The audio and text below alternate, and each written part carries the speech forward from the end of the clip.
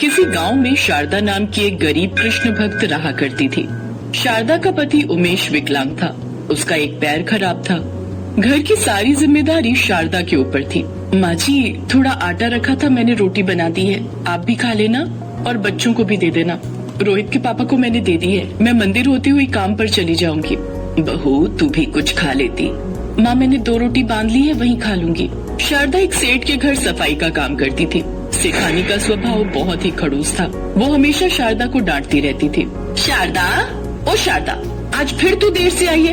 ये तेरा रोजाना का देर से आना तेरी आदत बन गई है। नहीं मालकिन, मैं तो रोजाना समय पर आ जाती हूँ। आज हरि मंदिर में आरती चल रही थी तो मैंने सोचा कि आरती एक बार पूरी हो जाए तो उसके बाद भोग का प्रसाद लेकर ही जाऊंगी। ये हरि मंदिर का भगवान कृष्ण का प्रसाद लेकर आई थी। ना बाबा ना, तेरे हाथ से प्रसाद खाकर मुझे अपना धर्म थोड़ी भ्रष्ट करना है। मैं सुबह सुबह नहा धोकर पहले ही पूजा पाठ कर चुकी हूँ। तुम ठहरे गरीब भिखारी, हम तुम्हारे हाथ से प्रसाद थोड़ी खाएंगे। कुछ तो समझकर बोला कर। चल जा, काम कर और हाँ, अपना ये प्रसाद अपने पास रख। यहाँ मत छोड़ जाना, फिर मेरे ऊपर पाप चढ़ाएगी। माई, कुछ खाने को दे दो, बड़ी भूख लगी है। शारदा, ओ शारदा, ये मांगने वाला कहीं घर के अंदर न घुस आए। जा इसे दरवाजे से भेजकर दरवाजा बंद कर। भाग्यवान, तुमसे कितनी बार कहा है, ये भिखारी रोज मांगने के लिए आ जाता है, इसे घर से बाहर ही रखा करो। आजकल कोई भरोसा नहीं है, ये भीख मांगने के बहाने घर से चोरी करके ले जाते हैं। अपने दरवाजे बंद ही रखा करो। नहीं नहीं सेठ जी, मैं कोई चोर नहीं हूँ। मैं तो एक गरीब मजबूर इंसान हूँ, सिर्फ खाने का ही मांग रहा हूँ। ईश्वर ने तो आपको इतना दिया है, अगर उसमें से 1 रोटी मुझे दे दोगे तो बदले में तुम्हें ढेरों दुआएं मिलेंगी। सेठ सेठानी ने उस गरीब की बात पर कोई ध्यान नहीं दिया और अंदर चले गए। शारदा उस गरीब भिखारी के पास गई और बोली, बाबा, ये लो, मेरे पास ये 2 रोटी और भगवान कृष्ण के मंदिर का थोड़ा प्रसाद है, ये आप ले जाओ, आप खा लेना। पर बेटी, तुम मुझे अपनी रोटी और खाने का प्रसाद दे दोगी तो तुम क्या खाओगी? बाबा, मेरा घर पास में ही है, मैं यहाँ काम करके घर चली जाऊंगी तो थोड़ा बहुत घर जाकर खा लूंगी। जीती रहो बेटी, तुम बहुत दयालु हो। मेरे पास तुम्हें देने के लिए पोटली में ये थोड़े से चावल के दाने हैं। इन चावल के दानों को श्री कृष्ण का आशीर्वाद समझकर अपने पास रखना और आने वाली जन्माष्टमी के दिन इस पोटली को खोलना। तुम्हारे जीवन के सारे दुख दूर हो जाएंगे। ठीक है बाबा, मैं इस पोटली को संभाल कर मंदिर में रख दूंगी। जय श्री कृष्णा। शारदा उस बूढ़े भिखारी के द्वारा दी गई चावल की पोटली को अपने माथे से लगाती है और घर ले जाकर उस पोटली को भगवान श्री कृष्ण के बराबर में मंदिर में रख देती है और रोजाना की तरह अपने काम पर लग जाती है। एक दिन बाद जन्माष्टमी का त्योहार था। शारदा सेठानी के घर पर सफाई कर रही थी। सेठानी ने भगवान कृष्ण को सजाने के लिए उनके कपड़े और सोने के जेवर मंदिर में निकाल कर रखे थे और कमरे में चली गई। वहीं शारदा सफाई कर रही थी। सेठानी कमरे से बाहर आई तो उसने देखा मंदिर में कृष्ण जी का सोने का मुकुट और हार गायब है। सेठानी शोर मचाने लगी, सुनिए, मैंने भगवान श्री कृष्ण का मुकुट और हार यही रखा था। मैंने सोचा था इस बार जन्माष्टमी पर भगवान श्री कृष्ण को सोने के जेवर से सजाऊंगी, पर दोनों चीजें गायब है। जरूर ये शारदा का ही काम है, क्योंकि कुछ देर पहले शारदा ही यहाँ पर सफाई करके गई है। मैं शारदा को अभी बुलाता हूँ। सेठ सेठानी गुस्से में शारदा को आवाज लगाते हैं। शारदा घबराई हुई आती है। क्या हुआ मालिक, आपने मुझे बुलाया? चोर कहीं की, वैसे तो अपने आप को भगवान कृष्ण की भक्त बताती है और ऊपर से तो हमारे घर के मंदिर में रखे हुए भगवान कृष्ण के जेवर चुराती है। अरे तुझे तो नरक में भी जगह नहीं मिलेगी। सुनो जी, अभी के अभी पुलिस को बुलाओ और इसे बंद करवा दो। हाँ, यही ठीक रहेगा।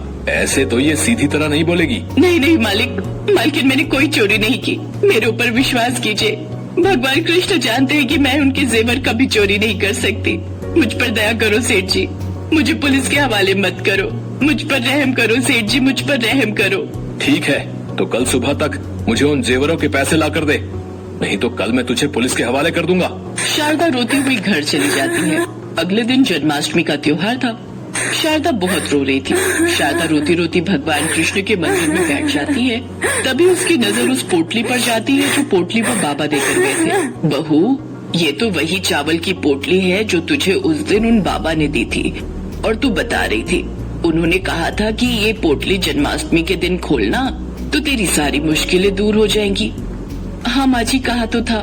मैं एक बार भगवान कृष्ण का नाम लेकर ये पोटली खोलकर देखती हूँ, शायद मेरी इससे परेशानी दूर हो जाए। हे कृष्ण, मेरी मदद करो। शारदा जैसे ही पोटली खोलकर देखती है वो हैरान रह जाती है। पोटली में सोने के चावल थे। शारदा चौंक जाती है। माँ जी, इसमें तो सोने के चावल हैं। हे श्री कृष्ण, ये आपका कैसा चमत्कार है? बहू, ये तेरी पूजा और भक्ति का फल है जो भगवान कृष्ण ने तुझे दिया है। अब इन चावल के दानों को बेचकर सेठ को पैसे दिया। इन घमंडी पैसे वालों का कोई भरोसा नहीं। कभी पुलिस लेकर घर आ गए तो त्योहार के दिन तुझे झूठे इल्जाम में पुलिस पकड़ कर ले जाएगी। ये घर बिखर जाएगा बहू। शारदा जैसे ही वो सोने के चावल बेचने के लिए जाने लगती है, तभी सेठ सेठानी वहाँ आ जाते हैं और सेठानी शारदा के पैरों में गिर जाती है। शारदा, मुझे माफ कर दो, मैंने तुम्हें नहीं पहचाना। तुम तो भगवान कृष्ण की सच्ची भक्त हो। कल रात मेरे सपने में भगवान कृष्ण आए और उन्होंने मुझे कहा कि मैंने तुम पर झूठा इल्जाम लगाकर उन्हें नाराज किया है। और आज सुबह जब मेरी आंखें खुली तो मैंने ये जेवर देखे। ये मैं अलमारी में रखकर भूल गई थी। अलमारी खोलते समय मुझे दिखाई पड़े। मैं समझ गई कि भगवान कृष्ण मुझे सपने में क्या इशारा देना चाहते थे। मुझे माफ कर दो शारदा, मुझसे बहुत बड़ी भूल हो गई। सेठानी जी, सेठ जी, आपने अपनी गलती मान ली, ये काफी है। और भगवान कृष्ण तो अपने भक्तों से कभी नाराज नहीं होते, वो आपको माफ कर देंगे। पर अब मुझे आपके यहाँ नौकरी करने की कोई जरूरत नहीं है, क्योंकि मेरे घर के भंडार तो मेरे कृष्णा ने पहले ही भर दिए हैं। ये देखिए, उस दिन जब मैं आपके घर पर काम कर रही थी तो वो जो बाबा आए थे, उन्होंने मुझे प्रसाद के रूप में ये चावल दिए थे। कृष्ण जी के आशीर्वाद से ये चावल सोने के चावल बन गए। भगवान कृष्ण ने मेरे घर के भंडार भर दिए। मुझे और क्या ही चाहिए। मेरे ऊपर लगे झूठे इल्जाम को भगवान कृष्ण ने हटा दिया। बस उनकी कृपा मुझ पर हो गई। जय श्री राधे कृष्णा, आपकी सदा। सेठ सेठानी माफी मांगकर वहाँ से चले जाते हैं। उस दिन के बाद शारदा को कभी भी गरीबी में नहीं जीना पड़ा। शारदा के जीवन में उन सोने के चावल से वैसी ही खुशियाँ आ गई जैसे भगवान कृष्ण ने अपने प्रिय मित्र सुदामा के जीवन से गरीबी को दूर करके सुदामा का जीवन सुखमय किया था। एक बार भगवान शंकर तपस्या से उठे तो माँ पार्वती उनके पास आई और बोली, स्वामी, आप सारा दिन पर्वत पर बैठे रहते हो और मैं सारा दिन घर का कामकाज करती हूँ, भूखी प्यासी बैठी रहती हूँ। आप कुछ नहीं कमाते हो, मैं क्या खाऊं, क्या बच्चों को खिलाऊं? आपने कभी इस ओर ध्यान भी दिया कि परिवार कैसे चलेगा? माँ पार्वती की बातें भगवान शंकर ध्यान से सुन रहे थे। आप मेरी एक बात मानोगे स्वामी? मैंने तुम्हारे साथ फेरे लेते हुए 7 वचन निभाने का वादा किया था। तुम कहो तो मैं तुम्हारी बात अवश्य मानूंगा। तो फिर ठीक है, एक काम करो, आप वृंदावन चले जाओ। एक आपका अपना नंदी बैल तो है ही, और एक बैल आपका वहाँ कन्हैया से मांग लेना। कन्हैया के खेत है, आप वहाँ पर खेती करना और जो फसल उगे उसे ले आना। कुछ तो काम चलेगा। लेकिन एक बात का ध्यान रहे स्वामी, आप वहाँ जाकर कन्हैया से कहना कि आप खेती ऊपर की लोगे और नीचे का हिस्सा कन्हैया को देना। ठीक है देवी पार्वती, मैं अभी नंदी बैल पर बैठकर वृंदावन जाता हूँ। इसके पश्चात भगवान शंकर अपने बैल नंदी पर बैठ गए और कन्हैया जी के पास जाने लगे। रास्ते में नंदी बैल उनसे बोला, प्रभु, हम जा तो रहे हैं लेकिन ये कन्हैया बहुत चालाक है, बहुत तेज है। कोई नहीं, जो होगा सो देखा जाएगा। मैंने पार्वती को वचन दिया है कि अब मैं खेती करके ही लौटूंगा। और फिर इसके पश्चात शंकर जी अपने बैल नंदी के साथ कृष्ण जी के द्वार पहुँचे और अपना शंख बजाने लगे। शंख की आवाज सुनकर कृष्ण जी द्वार खोलते हैं तो उनके सामने भगवान शंकर खड़े थे। कृष्ण जी भगवान शंकर को प्रणाम करते हैं। भोलेनाथ, आप आइए, भीतर पधारिए। अचानक कैसे आना हुआ? मुझे संदेशा भेज देते, मैं आपसे मिलने आ जाता। कन्हैया, मेरा एक काम है जो केवल तुम ही कर सकते हो। हाँ हाँ, बताइए, मैं आपकी किस प्रकार सहायता कर सकता हूँ? मुझे आपके खेतों पर खेती करनी है। एक बैल मेरे पास है और एक बैल आप अपना दे दो और अपने खेत पर मुझे खेती करने के लिए दे दो। क्यों मैया, आपका क्या विचार है? भगवान शंकर हमारे खेतों पर खेती करना चाहते हैं। हाँ, तो कोई बात नहीं, अच्छी बात है, हमें भी बनी बनाई फसल मिल जाएगी। पर मेरी एक शर्त है, खेती में आप जो भी मुझे बोने को कहोगे वो मैं बो दूंगा, पर खेती का ऊपरी हिस्सा मैं रखूंगा। तो आप बताओ, मैं क्या बो दूं? ठीक है, मुझे मंजूर है, एक काम करो, आप ना आलू बो दो। ठीक है, फिर मैं फसल तैयार होने के बाद ही आपसे मिलूंगा। इसके बाद शंकर जी बैलों को लेकर खेती करने चले गए। उन्होंने खूब मेहनत से खेती की और आलू उगाए। कुछ दिनों में आलू की फसल पककर तैयार हो गई। शर्त के मुताबिक शंकर जी और नंदी ने मिलकर आलू के ऊपर की फसल, आलू के पत्ते काटे और गठरी में भरकर कैलाश ले गए। शंकर जी ने बहुत खुशी से पार्वती मैया को वो गठरी दी।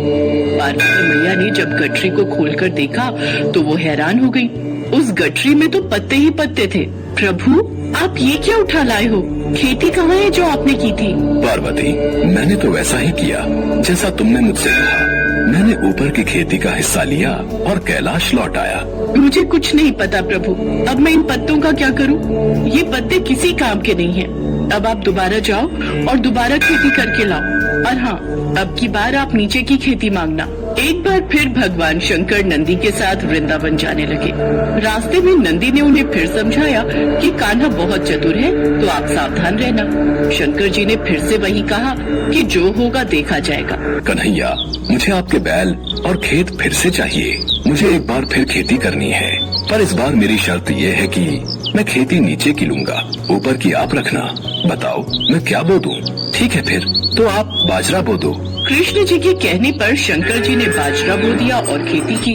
उसकी अच्छे से रखवाली की और कुछ ही समय में बहुत अच्छी बाजरे की फसल उगाई।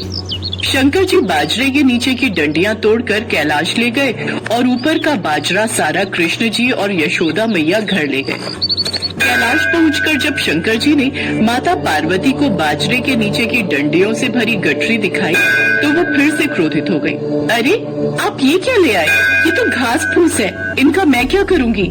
इसमें बाजरे के दाने कहाँ हैं? पार्वती, मुझे तो तुमने कहा कि मैं नीचे की खेती ले आऊं, इसलिए ऊपर की खेती मैंने कन्हैया को दे दी।